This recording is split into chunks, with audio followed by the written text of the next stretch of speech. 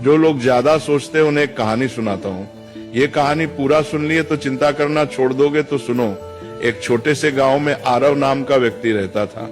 आरव बहुत मेहनती था, लेकिन उसकी एक आदत उसकी शांति छीन चुकी थी, बेहद चिंता करना। सुबह उठते ही वो सोचता, कल क्या होगा, पैसा रहेगा या नहीं, लोग क्या कहेंगे, परिवार सुरक्षित रहेगा या नहीं। रात को सोने जाता, तब भी उसका दिमाग रुका नहीं करता। एक दिन अत्यधिक चिंता के कारण उसकी तबीयत बिगड़ गई। गांव के लोग उसे पास के पहाड़ पर रहने वाले एक संत के पास ले गए।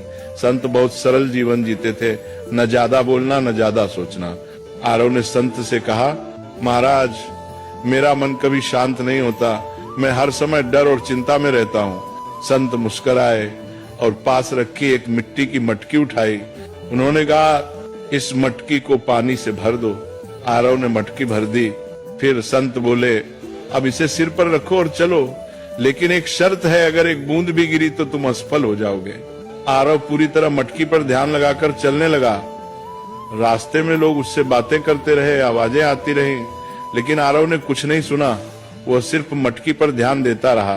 कुछ देर बाद संत ने कहा, रुको, अब बताओ रास्ते में कितने लोग मिले।